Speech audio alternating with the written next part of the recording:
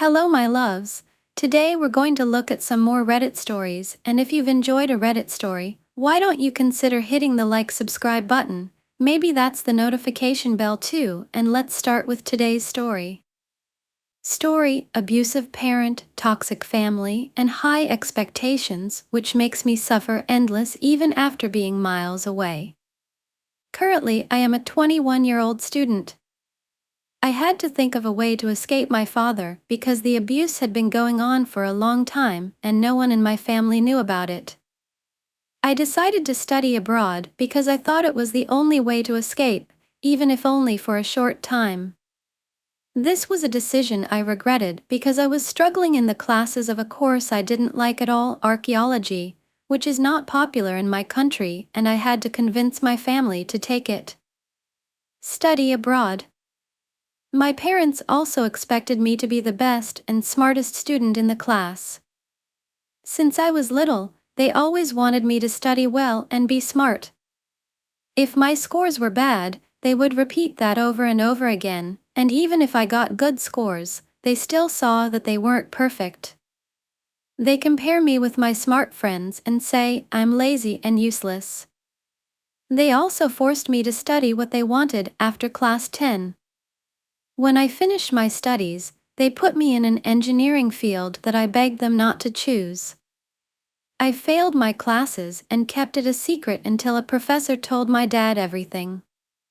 Things got worse and I had to beg them to let me study another major, and finally they agreed to let me study history. After a year, I endured in engineering. My grades dropped dramatically in 10th grade, which is when I realized I was being abused by my father. I hate it, I feel disgusting. I had to pretend everything was fine at school and at home. No one knew. I didn't dare tell my friends because I was afraid they would consider me dirty. I couldn't sleep without locking the door because I was afraid he would do something. I always have to keep an eye on where he is, or I will lose control for fear of what he will do when no one is there. I try to stay near or around other family members. I'm very afraid of him. Even now, I still feel like he is watching me and sometimes touching me even though I am thousands of miles away from him, which makes me always in a state of tension and unable to concentrate, happy or even relaxing. All my favorite things like books, reading time, and car rides were ruined because he did something there, and I felt like all the things I loved were tainted. Plus, my father has an influential job, so I couldn't seek help legally or from any organization back home. My family also moved many times, so I always had difficulty making friends. I rarely talked to others. To add salt to the wound, they let my younger brother do whatever he wanted. He played cricket and was very serious about it. They let him choose easy subjects for higher classes and the course he wanted for college, while I had to give up badminton, which I had played for 7 years in 10th standard. Because I'm not good at studying. I don't hate my younger brother because that's when family feels like real family, when I can play with him, talk about things we like, and simply be brothers with fun games and competitions. Argued, while my dad was terrible and my mom criticized my grades and weight, calling me lazy all the time. In February 2023, near the end of the final semester of my undergraduate history major, there was talk about studying abroad, and I jumped at the opportunity because I felt it was the only way I could escape from my father. They paid for my tuition and accommodation in the new country. But I feel useless here because I don't know what to study. I felt useless and stupid among other students, and I felt very bad. I sought out a mental health counselor in college because psychotherapy became accessible for the first time. I still endure it because I have to call my parents every day. They make me feel guilty every time, saying they paid a lot of money, should study hard, get a job, and my mother talked about marrying someone, and I should finish my master's program and PhD before age 25. I just want to drop out of college and run away sometimes. All I want is a simple job, not a high-end job like my parents want. All my life I wanted a small job, small things, and a simple life. I feel like I made the stupidest decision to come here because I didn't know how to study or even get a job. I only had 1 year in this country, and I was always afraid that I would be sent home. I was tired and afraid that my father would find out I was failing my classes again. I can't go to class and face students and professors. Even though I've been here for 4 months, I still haven't made any friends. I do not know what to do. I can't live alone, have no job, no money, and no visa to do it. I want to stay in this country and try to get by, but I have no way to do that. How can I get away from my parents and only keep in touch with my younger brother? I'm afraid that if they find out, they'll do something to me, or they'll kick me out on the street and talk bad about me with my younger brother and other family members and friends. I can't tell anyone, that's why I'm venting here. Story: A Brother's Silent Cry.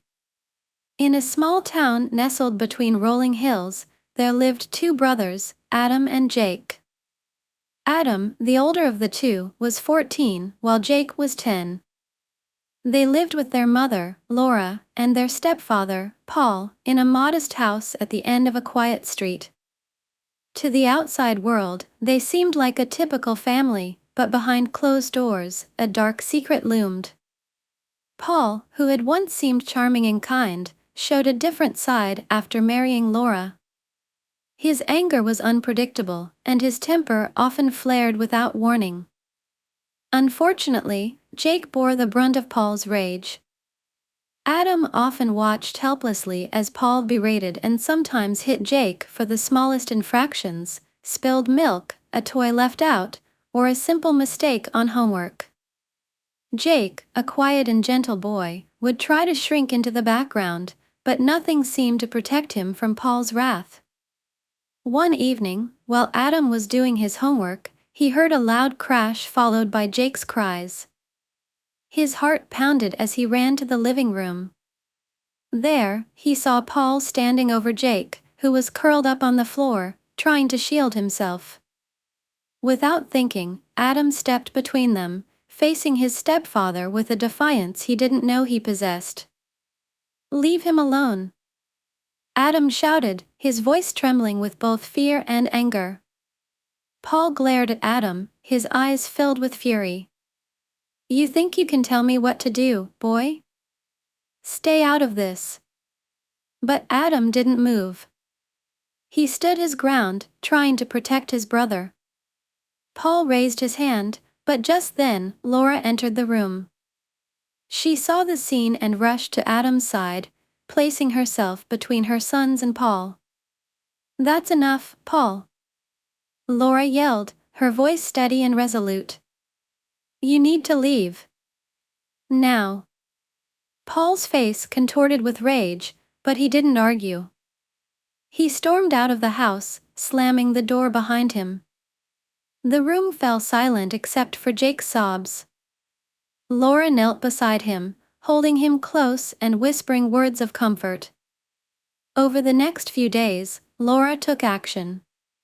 She filed a restraining order against Paul and sought help from a local domestic violence support group. She realized that she had to protect her children and herself from the man she once thought she knew. Laura and the boys moved into a shelter temporarily, where they received counseling and support. Adam was grateful for the change but still worried about Jake, who had become even quieter and more withdrawn. One day, a counselor named Mrs. Thompson sat with Adam and Jake for a session.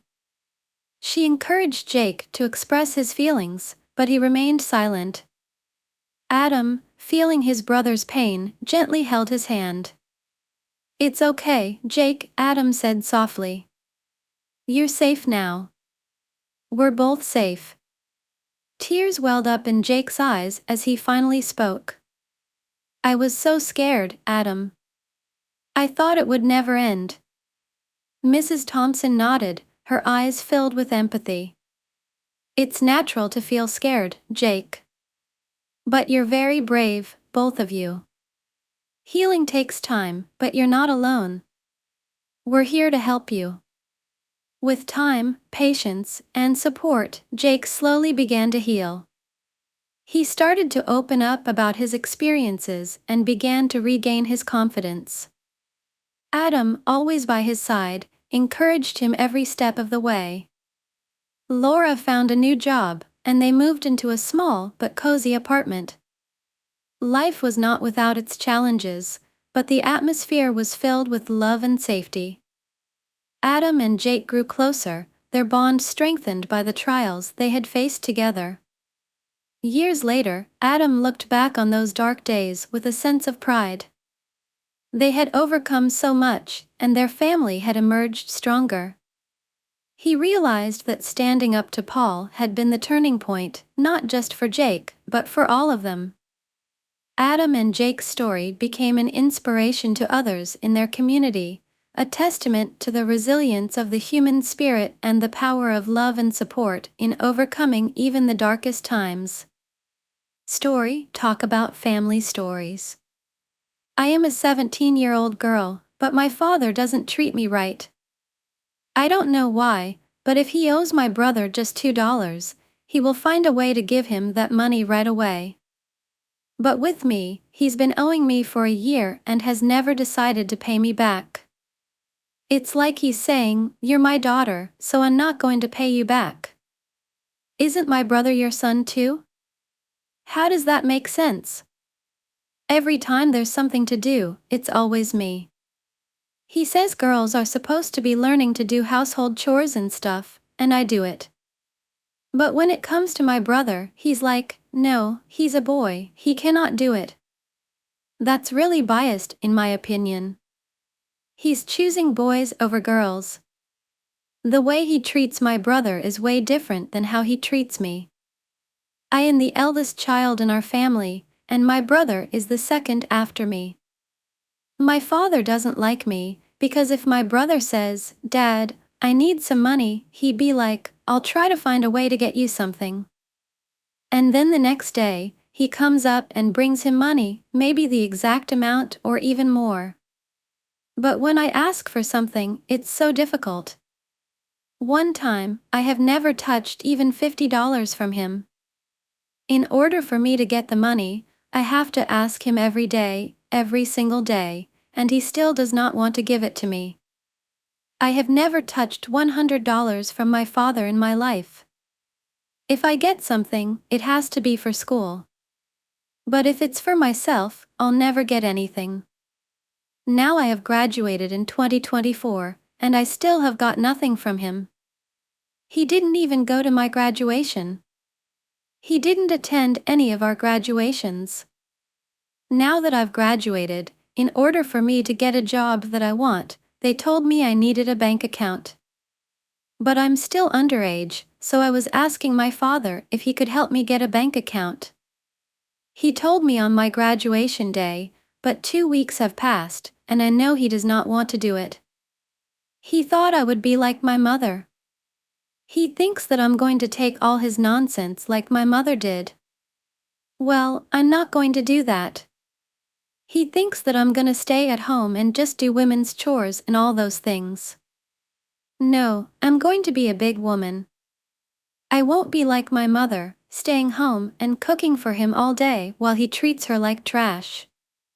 No, I'm not going to be like my mother. I'm going to be better.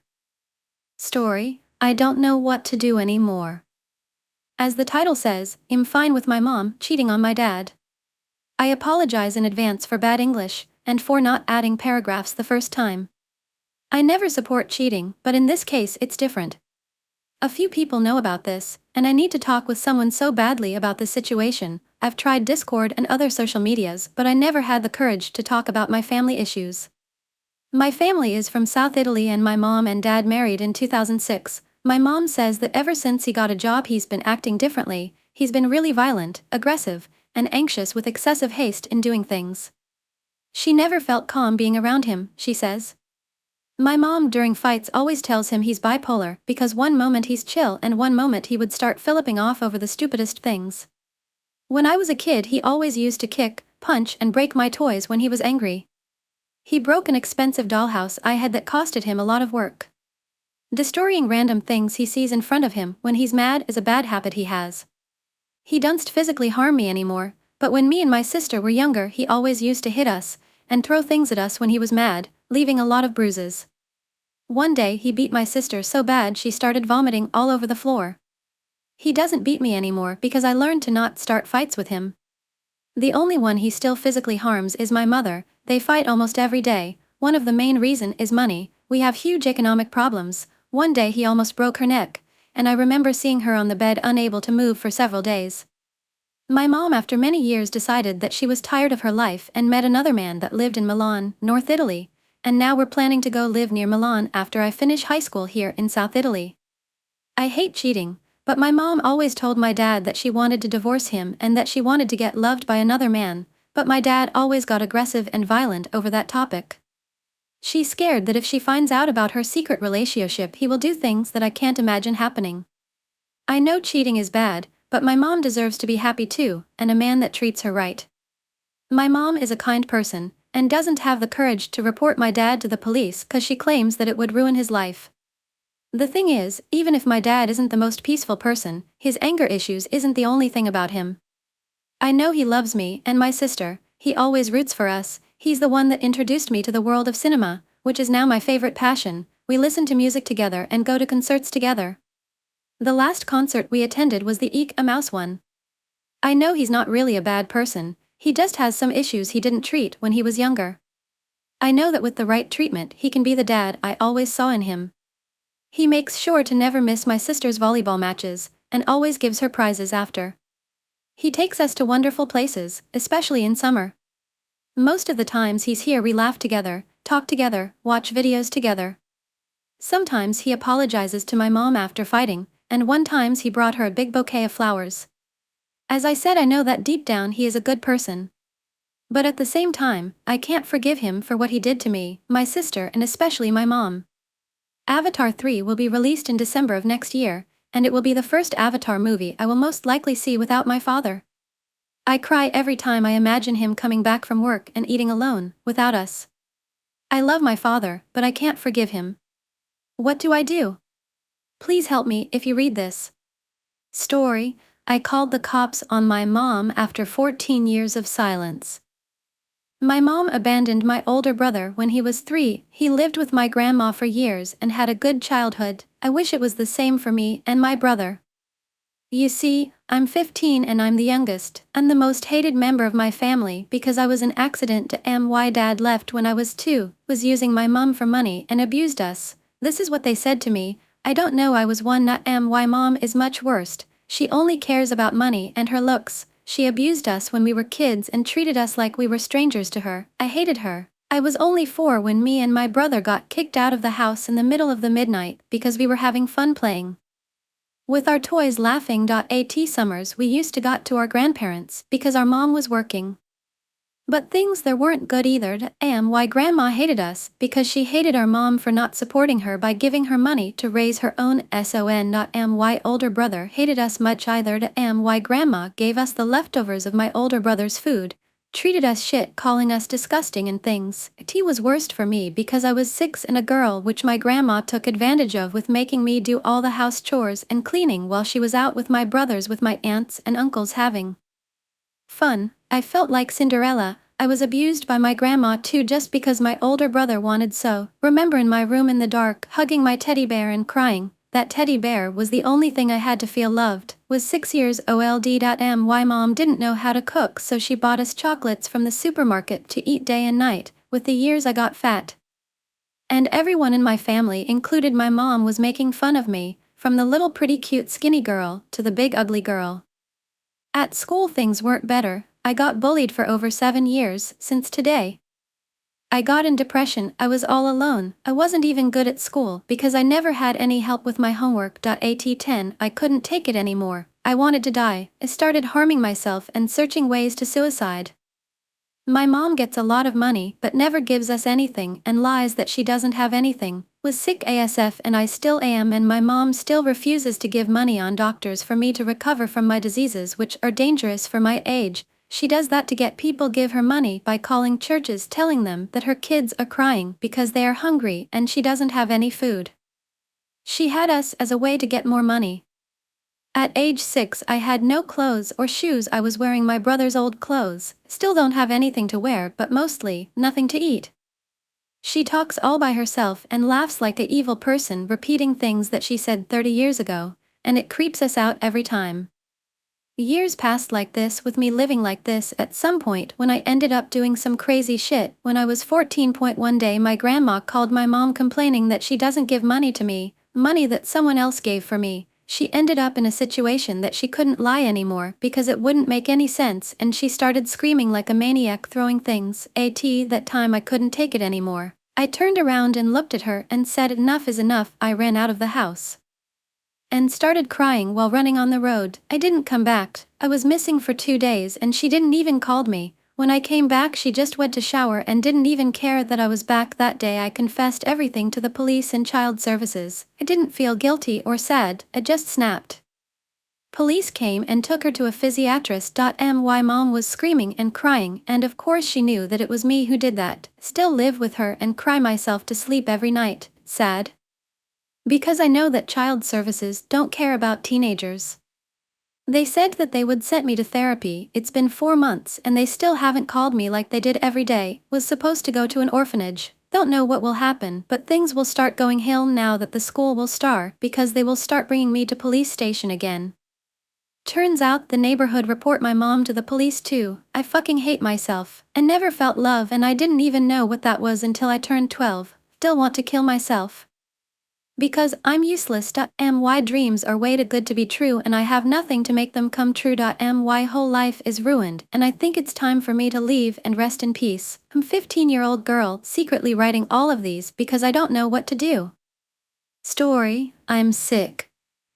I, 21-year-old, have always been small, malnourished, dehydrated, and weak. I've been underweight and under height averages my whole life. I started puberty around age 14 with my first period and I had finally reached a normal, albeit on the shorter side, height and a normal and healthy weight. Last month I went to an urgent care because I had been feeling fatigued, sluggish, constipated and depressed. I actually went to the urgent care several months ago for abdominal pain, which turned out to be extreme constipation, and I wanted to know what was wrong with me. I thought I might have been pregnant, but a home test was negative a month before, so I wasn't sure. They did blood work and diagnosed me with hypothyroidism. I've been doing research on it a lot recently and thinking about it. My primary care doctor doesn't seem to really know much about what he diagnosed me with, Hashimoto's disease, and had no treatments for me because he didn't want to give me medication. My blood work showed my hypothyroidism was fluctuating between low and normal, and didn't show grounds for medication yet. Some of the symptoms are fatigue, sluggishness, sensitivity to cold, dry skin, increased sleepiness, constipation, muscle weakness, aches, stiffness, joint stiffness, pain, irregular excessive menstrual bleeding, depression, problems with memory, concentration, puffy face, reduced libido. I've experienced all of these for years. The first time I can pinpoint it was around age 12, where the doctors told me I had low blood iron and I had to drink liquidized iron, take iron pills. I remember it tasted awful and it took months and months for me to feel better. This started because of a pattern of incidents at school, a 4 to 5 month period where every morning I was nauseous, sluggish, overheating and in some cases threw up. The exact incident that pushed my mom to take me to the doctor was when I was walking downstairs at school, sat down at the top of the stairs, laid down and threw up yellow bile all over the floor. I was sent home. When walking outside to the car, I had to sit at least 4 times because I felt so faint.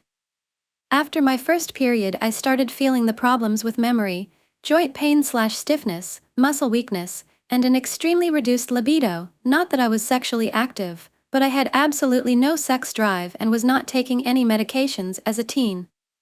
Since then I feel like I've just been existing. Standing for long periods of time makes me feel faint and my legs hurt. In the morning, almost every morning, I feel nauseous and lightheaded as soon as I stand up/sit up.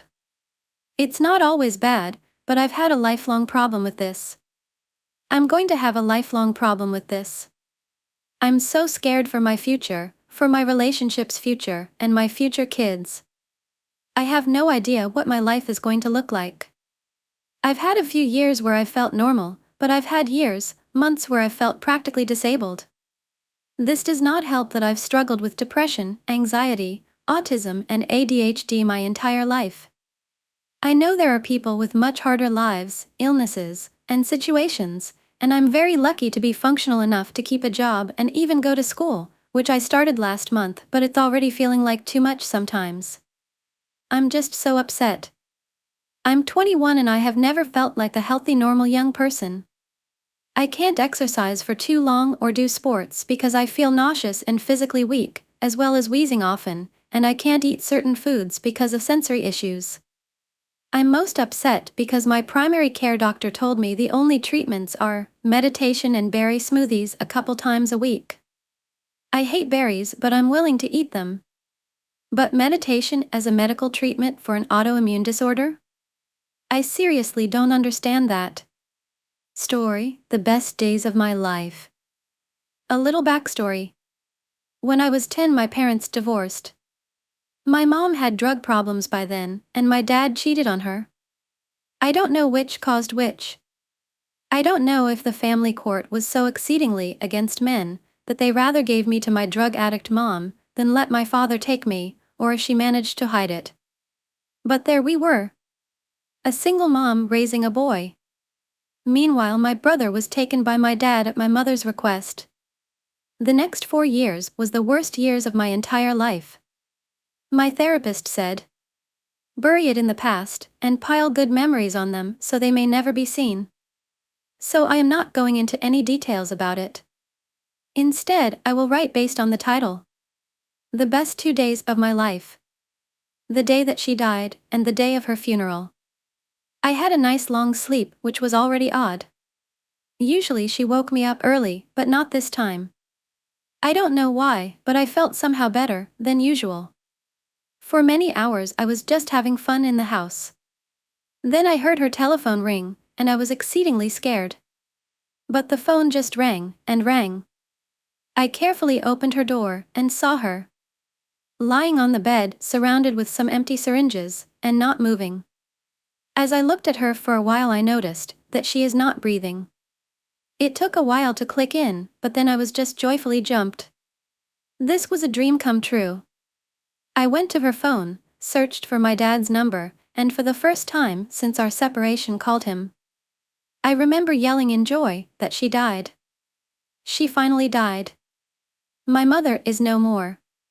He was shocked in the phone, calling a bad joke, but then I said it's not joke. It's finally over. Then I asked to help me burn the corpse, because it's heavy, and I don't want to burn inside the house. He called the cops and came to the house himself as well. I remember the cops being very distressed the way I acted. A single mom died, and the child is smiling and celebrating.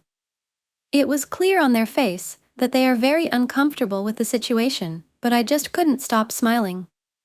I overheard them speaking that I am a future serial killer. Hours later, my father arrived. He was very shocked that the police was still there gathering evidence. He lived far away. By then I told the cops everything I knew. He was shocked when the police told that they found a lot of drugs and he can't go in because the case is under investigation. Then he looked at me as I was still smiling. The only way I could describe his face was terror. I don't know what he was thinking about the situation, but he just took me to my new home. He tried to ask me while I was smiling, but I never answered. I just couldn't. He knew something was wrong, but not pried into it. Sometimes later came the funeral. It didn't end in an exactly happy way, but it was still a great day to me. A final goodbye to the most evil and vile person I ever knew. I had the same crazy smile I had on the day she died. Many people commented on it. My uncle said that I look like a serial killer. My aunt said that it must be the way I cope. My cousin said that I look like the Joker. It must have been very odd to everyone. People being sad, and some women crying, and the child of this person smiling the whole time. Later I was asked to say something in front of the crowd. My head was full of thoughts, but in the end all I was said. Good riddance. And then I started laughing like never before, or since. The purest joy a person can have. My dad quickly took me away, and he was angry. He asked, "What's wrong with you? Why did you say something like this?" Then I looked him in the eyes, and for the first time since the funeral started I had a serious face. I said, "After everything she done to me, I wish I killed her myself." Then he had the same face when he looked at me the first time, celebrating back on that day. That same terror. As if it were written on his face. What this kid has become. Then all he asked is to be silent from now on, and let the others mourn. He knew at that point that something went horribly wrong during my time with her. I put my smile back and obliged. For now. Later on, after her coffin was put into the ground, everyone including me was given a flower. I saw the people throwing it into the hole as a final goodbye, but I didn't go. When only I was there with the flower, my dad asked me to give my goodbye. I walked up to the grave and looked down. Then I turned around to the crowd and yelled, "She does not deserve this. She does not deserve any of this." Everyone was shocked. There was some yelling. Then my dad came to me, and everyone fell silent. He asked, "How can I say this? What she has done to me?" It was the first time anyone ever asked. For the whole time everyone was thinking that something is wrong with me, but nobody bothered to ask. Why? Why I behave like this? Why I hate her so much? And then I told everything as loud as I could speak. The beatings, the UL abuses, the drugs, and my attempted suicide. Everything. By the end of it I fell on my knees crying. I don't remember the faces. I couldn't see through the tears. My dad hugged me and told, "Let's just go home." But I couldn't. I was just kneeling there paralyzed. Then someone else picked me up. I believe it was my uncle. He took me into my dad's car and we went home. There was no more speaking that day. By the time we arrived, I pulled myself together enough to walk into my bed and cried myself into sleep. Story: how broken my family was. All started in 2001 when my parents got married and had my brother in 2003. My dad was a pretty big drinker back then, constantly going on solo and group trips where they drank and partied. My mom got tired of this because she wasn't getting any attention. By the time I was born in 2010, she threatened my dad with divorce if he didn't stop drinking and actually contribute to our upbringing. My dad agreed and stopped drinking and going on those trips entirely. Things were good then. He focused only on work and family. Fast forward to 2019, and my dad's business took a hit. My mom suddenly started getting mad because we were getting too close with our dad and kept calling him a drunk, even though he hadn't had a drink in the last 15 years. They started fighting frequently, and it obviously affected me a lot. Eventually, my dad just stopped talking to my mom and stayed home a lot more. So guess what? My mom needed someone else to take her frustration out on, and that meant she started taking it out on me and my brother.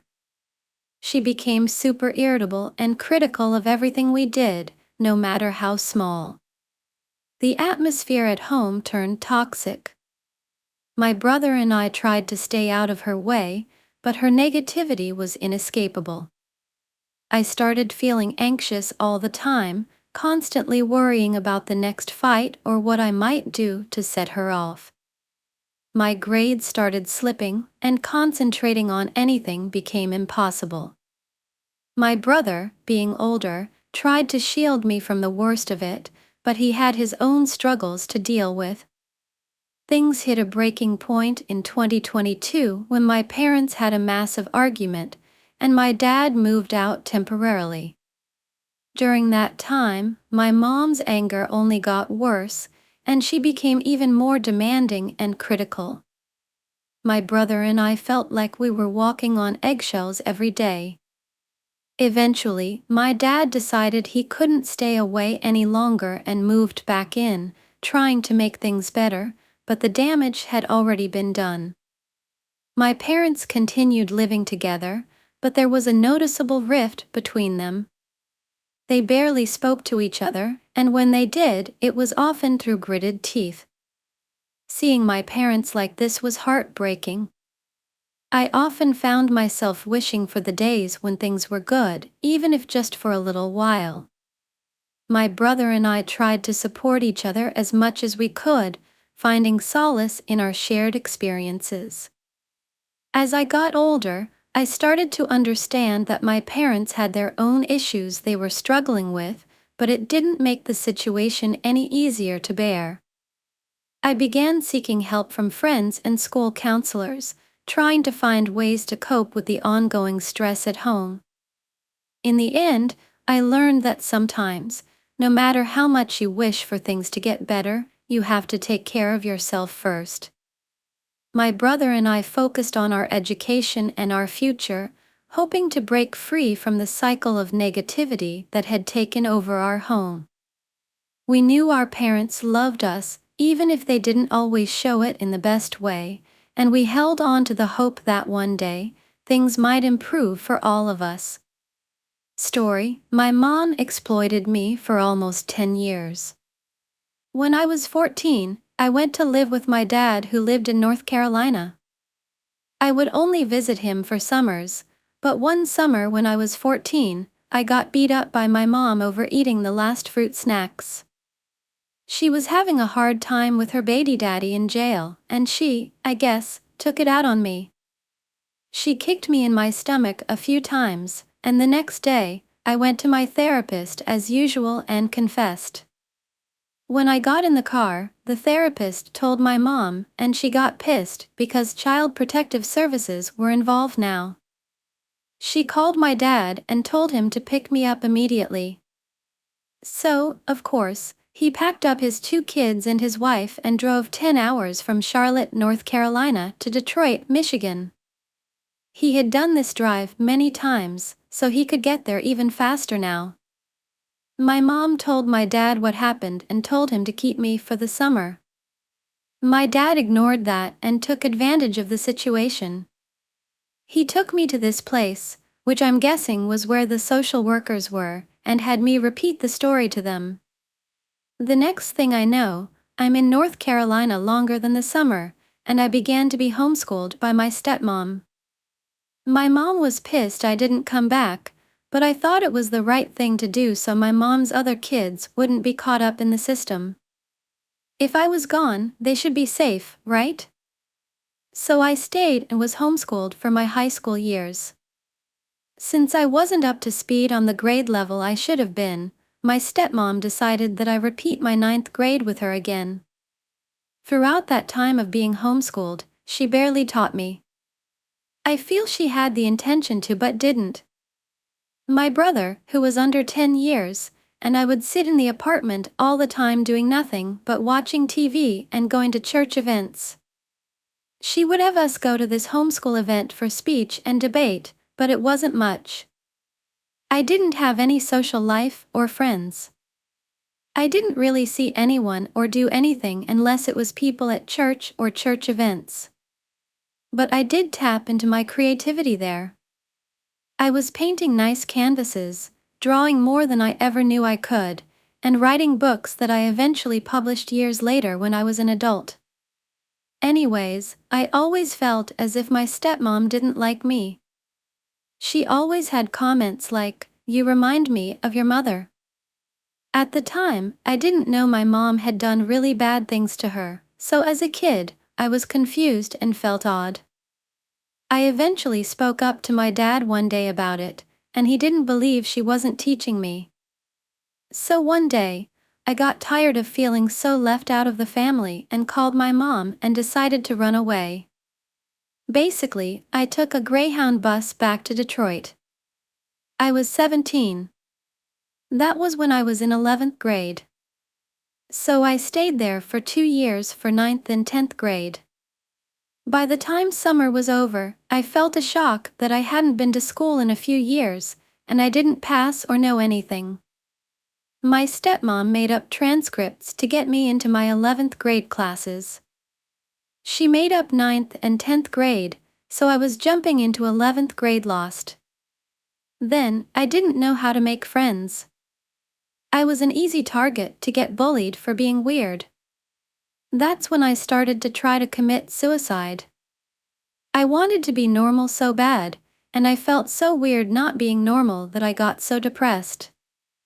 I had a good 10 attempts and was hospitalized for each one. I struggled with passing my classes, got bullied by coaches and students, which made me suicidal and hospitalized. They falsely diagnosed me with schizophrenia, bipolar disorder, and a good for more mental disabilities. I was taking 10 to 15 pills per day, giving me bad side effects like drooling. I looked like a drug addict. I ended up going back to being homeschooled my last few months of high school and thankfully graduated. She didn't allow my dad to attend my graduation because she felt it was messed up what my stepmom did. My mom decided to put me in the system so she could be paid as a caregiver for me. I was fine, though. I wasn't truly sick, just depressed, so I never understood why she did that. Now, I'm on disability, and the state is paying for this company to fund her to take care of me. She put a guardian over me who was my aunt, and from there, she would get raises over the 9 years she worked for me as my caregiver. For 9 years, I would ask her every so often if I could work. She would tell me, let me figure it out and save. Keep in mind, she was getting paid well. She didn't give me any money, but she started to get greedy and wanted other people to work for me too, so she would hire my cousins and her boyfriends, and they would split the checks and give the other half to her. I never got a penny. By now, I was like 20 to 25 years old, and I never understood any of this. I just trusted my mama. I thought I was disabled by then and felt my purpose in life was to fund hers. She would call me high functioning and take me to workshops for people with disabilities. They would question me, thinking I worked there because I looked normal. I even had people tell me to do my job and change diapers. The workshop is a daycare for disabled adults. I didn't go often because I felt out of place. She would embarrass me and have my cousins pick me up like I truly wasn't stable. When she would allow me to work, it was at McDonald's, and it was only 2 hours a week through the workshop working program. She would make me take the city smart bus with old and disabled people, so I didn't want to continue. Keep in mind she was getting paid to take me places. When I had a job at 17, right before she put me on disability, I worked at Checkers, and they told me I was doing so well they wanted to hire me as a manager. She told them no because I needed to start my disability SSI check. Fast forward to me at 24. I just had no purpose, was still depressed, and felt my only reason for life was to help my mama babysit my baby brother and give her money. I eventually met my now fiancé on Snapchat. He eventually moved in with me because I ended up living alone in my mama's house as she moved to a nicer city. He helped me get out more, and I felt normal. I finally had a reason to live, and I wasn't as depressed. But she would make me want to fall backward when she would yell and be mad at me for not helping her clock in and out for her caregiving job. If I did it wrong, she would be pissed because she was outsmarting the system. I was supposed to have 24-hour care. She had my brother, who was 19, working as my caregiver too. So I had to clock in for both and keep up with not messing up. She would say she would go to jail if they caught us. Since I felt my life was for her, I would feel super depressed about messing up. One day after years of being suicidal-free, I tried it again with my fiancé present. He called my mama, and she told him she didn't care, she was on a date night. It was his job to take care of me now. After that, he stopped viewing her in a good light and started watching her actions. He would tell me, one day, I'm going to get you out of this situation. At the time, I didn't understand what he meant. I thought I was living a decent life. I thought the things I craved weren't real for me. To make the story shorter, years later, my mama forced me on a trip with her. I told her I only had $50, and she said that was fine, she'd pay for me there. Her plans on the trip didn't go as planned, so she asked me to get gas money. I told her I didn't want to because that was all my money. She got mad, tossed my phone, and started to beat me again, also throwing a chair over my back and head multiple times, repeating how she hates me and that I'm not her daughter. She went on with cruel, unnecessary words. Keep in mind, I hadn't said a thing or touched her. I was in shock. She then said she was going to call the police and lock me up in a mental hospital because I'm suicidal.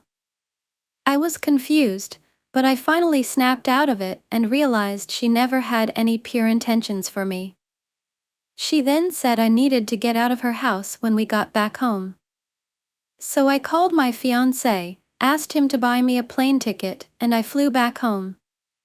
I called my social worker and told her about the situation. I just left out the part where she was beating me because I didn't want her in trouble.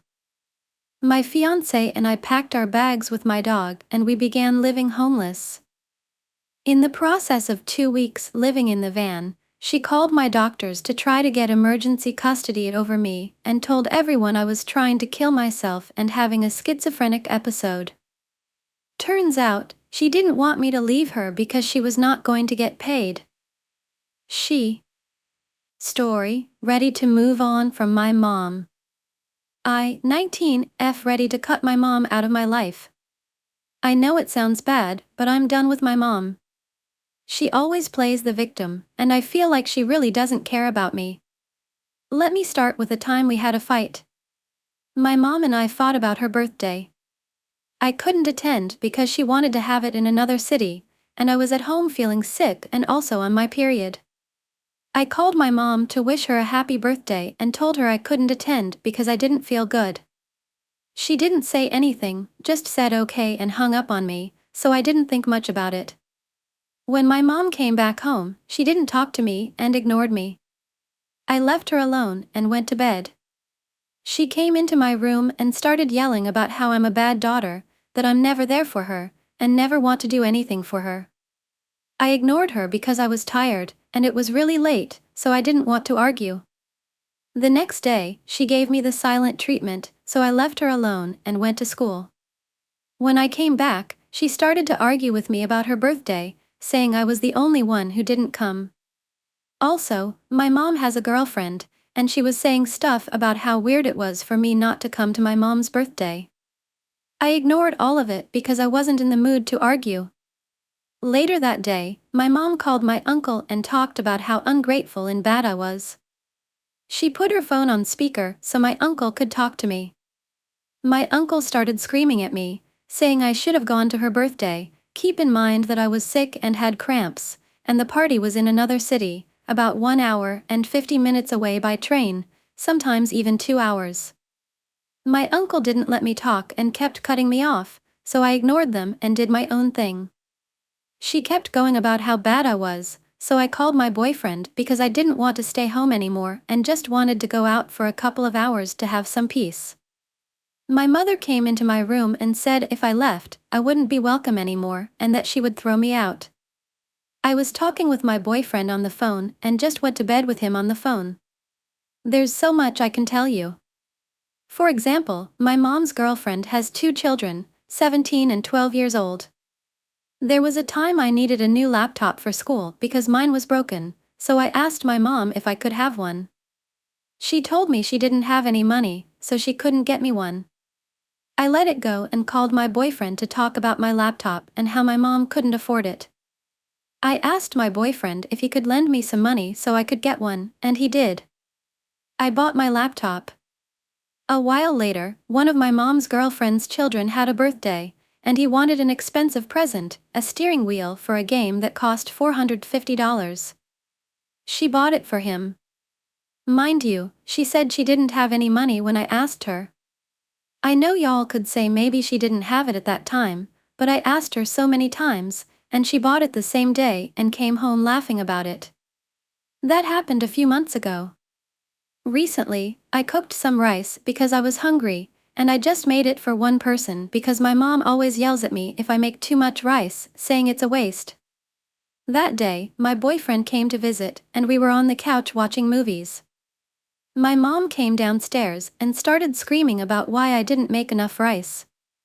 I ignored her because my boyfriend was there, and I was a little embarrassed. She kept talking about how bad I was and saying I was selfish. She also talked about my boyfriend in front of him, saying he wasn't welcome anymore. My boyfriend is the sweetest person and always kind to my mom, helping her a lot. I felt bad for him when she said all that. My mom also wished I was dead or that she had aborted me.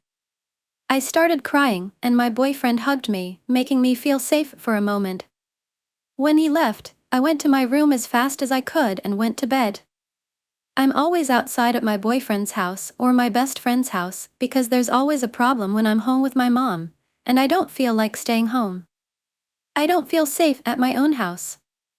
I'm writing this because an hour ago, my mom came into my room and told me she was leaving for a couple of days because I'm a bad daughter and she doesn't understand why I'm like this.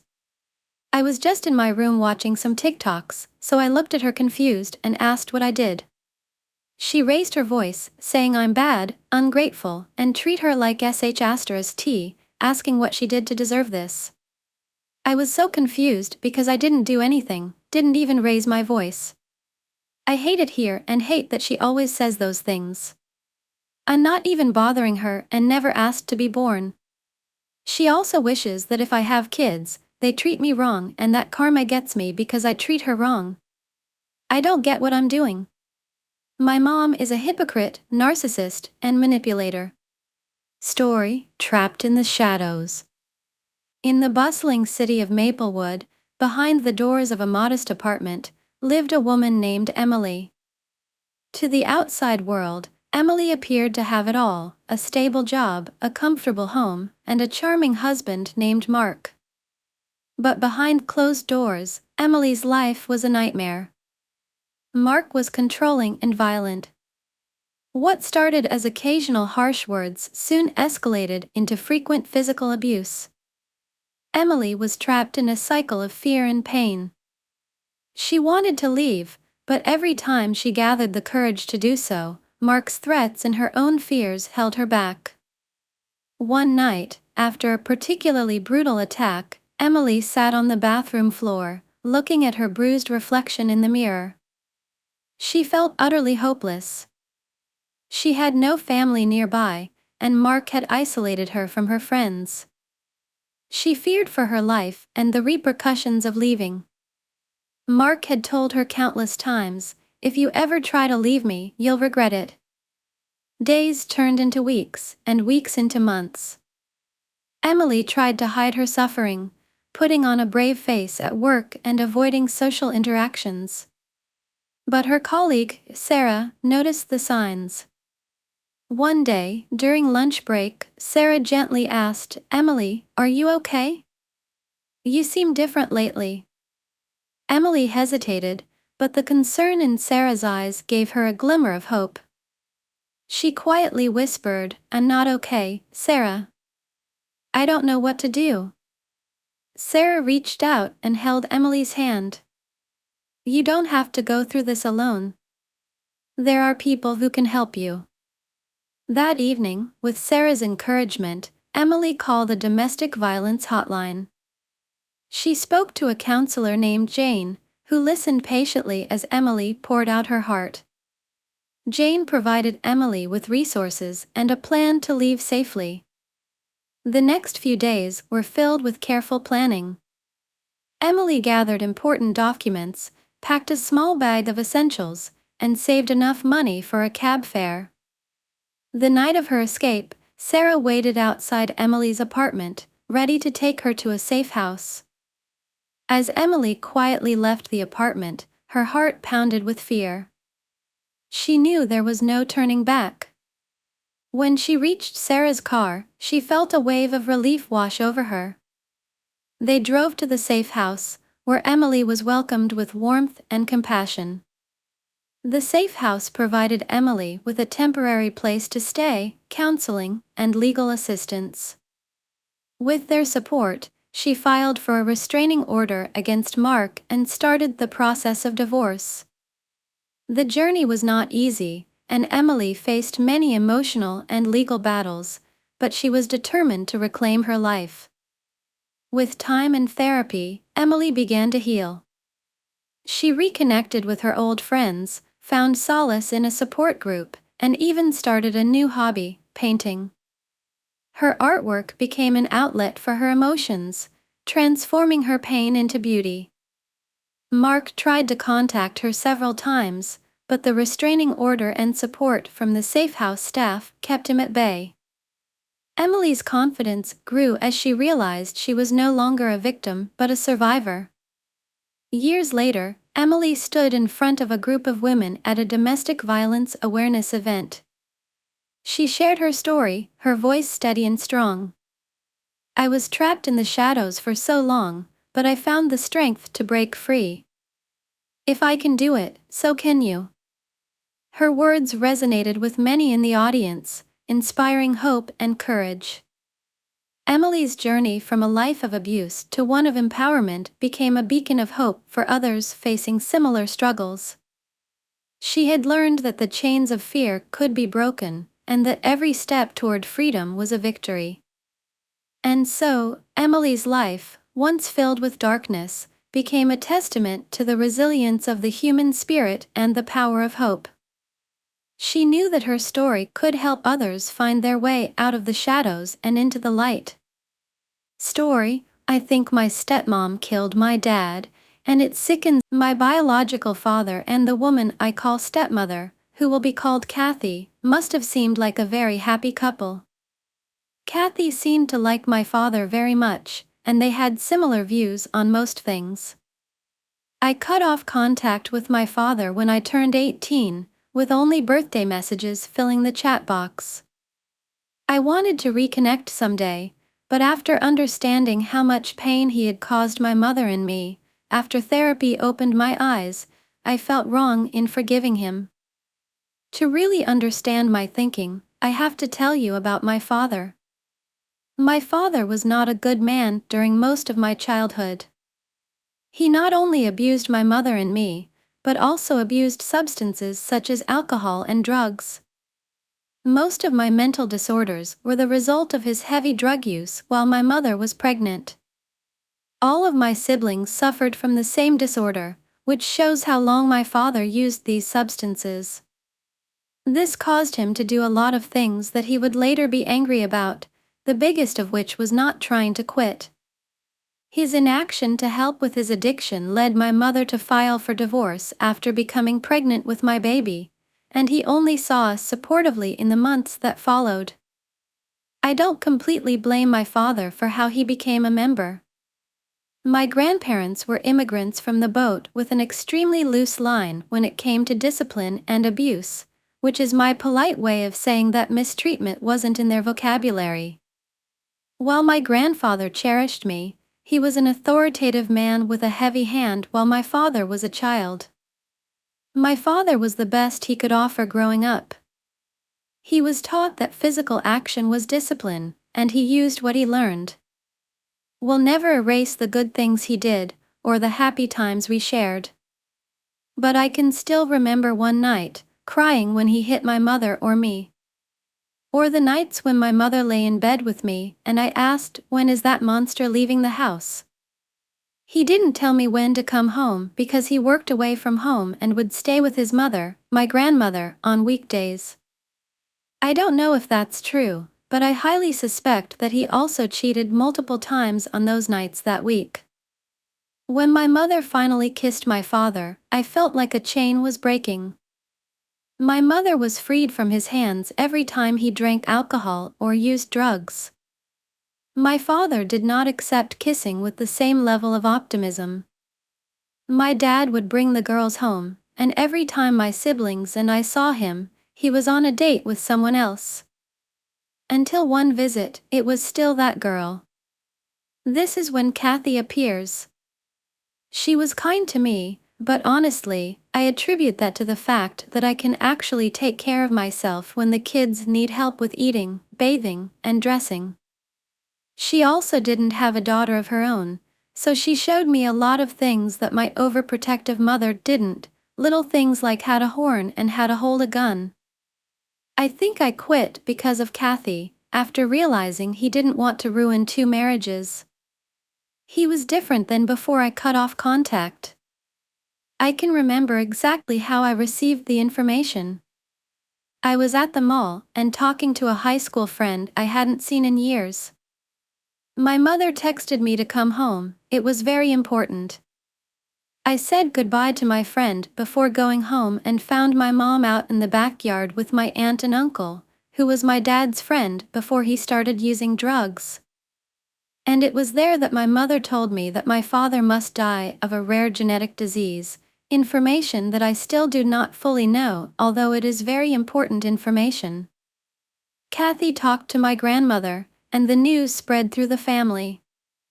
Now, I know what you're thinking. Why do you think your stepmother killed your father, reader? It is because the circumstances of his death were so surprising. Peace of mind. Just a few hours ago, my dad posted on his social media about the election and other things. The next day, he died from a genetic disease that I, having lived for over 20 years of my life, knew he had.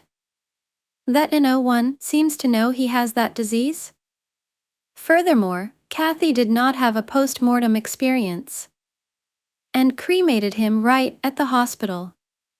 She didn't tell us anything about how, when, where, or why he died, no name of the hospital, no doctor, no funeral or visitation, nothing. The feeling of relaxation when he passed away makes me feel guilty to this day. My father had a habit of lying to me and my family, and the fact that he could no longer act condescendingly towards us made me a little happy. I said I care about inheritance. My father has a habit: take out all my savings if you need money. At that time I didn't want money, I just felt at peace because I wasn't afraid of him coming back to deceive my family again. But part of me wonders if the data here is a genetic disease. I wouldn't be surprised if my father started using again and drained the account, just like he did during his days with my mother. Perhaps Kathy had fallen victim to my father as my mother had, and was simply angry. But, as unlikely as that may seem, he did very well. I thought that Kathy had killed my father to secure his money, that at last, my father had an equal to Kathy. Perhaps Kathy was the abuser and my father the victim, and sweet karma had come to collect the long-needed debts. What really strengthens my theory is the fact that my cousin and I think alike. My cousin and I are like night and day, black and white, sun and moon. We are complete opposites. So the fact that we just think alike means hell has frozen over. Kathy finally gave me a box of things. I expected she didn't want anything. I'm still upset that she disappeared after that, with no explanation or answer. However, my father's family didn't like her very much, so she had no reason to stay. I don't champion that she passed away so quickly. If she was truly in mourning, she would have had to sort out a lot of things physically and mentally. However, sometimes I finish the quest, so I try to learn about her. Kathy was a crazy woman, and to be honest, the mystery of my father's illness and sudden death stilled my mind in those terrifying minutes of the night. Bye and see you again in the next videos and stories.